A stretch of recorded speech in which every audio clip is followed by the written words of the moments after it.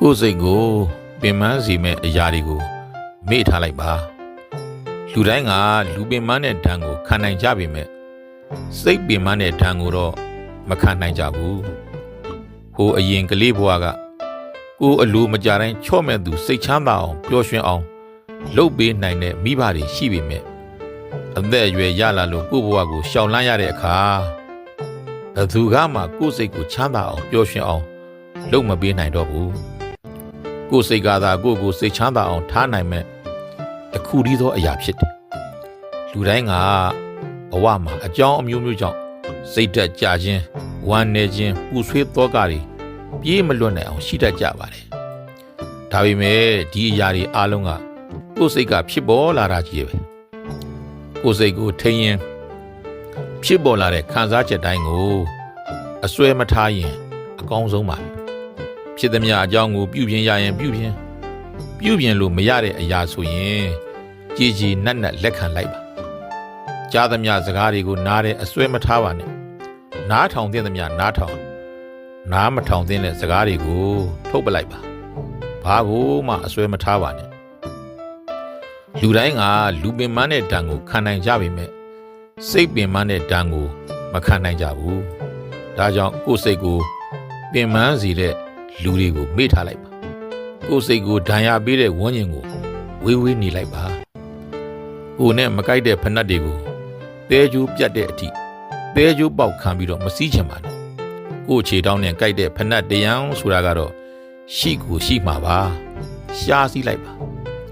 ကိုယ်ခံစားချက်တွေကိုလူတိုင်းကိုယုံပြီးတော့ဖွင့်မပြောလိုက်ပါနဲ့ဆေးပေးမဲ့သူတွေထက်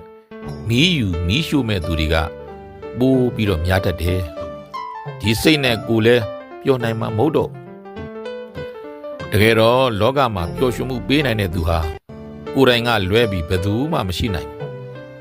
သူကငါ့ကိုအယမ်းချစ်လို့ပျော်ရွှင်အောင်ထားနိုင်မယ်လို့မတွေးပါနဲ့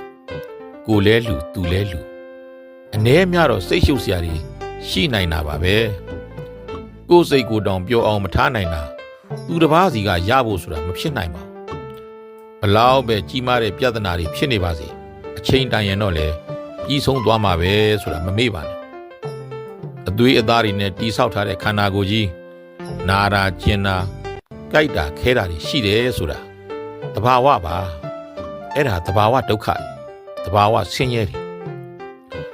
အသွေးအသားနဲ့တိဆောက်ထားလို့နာတာကျင်တာပါဘာအသွေးအသားဘာအယိုးကြောမှမရှိတဲ့ကိုယ်စိတ်ကိုနာတယ်ကျင်တယ်ကြိုက်တယ်ခဲတယ်ဆိုတာကတော့သဘာဝမဟုတ်ဘူးကိုယ်စိတ်ကိုနာအောင်ကျင်အောင်ကြိုက်အောင်ခဲအောင်ဘယ်သူတူးတော့ကမှကိုယ်စိတ်ကိုရိုက်လို့နှက်လို့ကင်လို့ပေါက်လို့မရပါဘူးကိုယ်စိတ်တွေနာတယ်ဆိုတာကကိုယ်ကိုယ်တိုင်နာအောင်လုပ်နေလို့နာစရာအတွေးတွေတွေးနေလို့နာတာ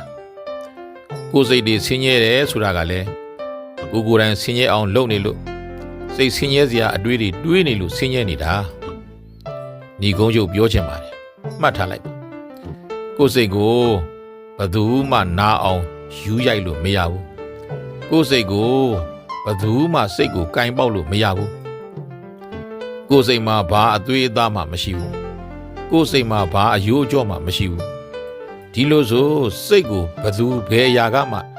နာအောင်ကျင်အောင်လုပ်မရဘူးပေါ့ကိုယ်စိတ်နာတယ်ကျင်တယ်ဆိုတာကိုယ်ကိုယ်တိုင်ငါ့ကိုကိုယ်စိတ်ကိုနာအောင်ကျင်အောင်လုပ်နေလို့တွေးနေလို့နာတယ်ကျင်တယ်ဆိုတာသိမြင်ထားပါအားလုံးကိုယ်စိတ်ကလေးကိုကိုယ်ကိုယ်တိုင်တွေ့မြင်နိုင်သူများဖြစ်ကြပါစေ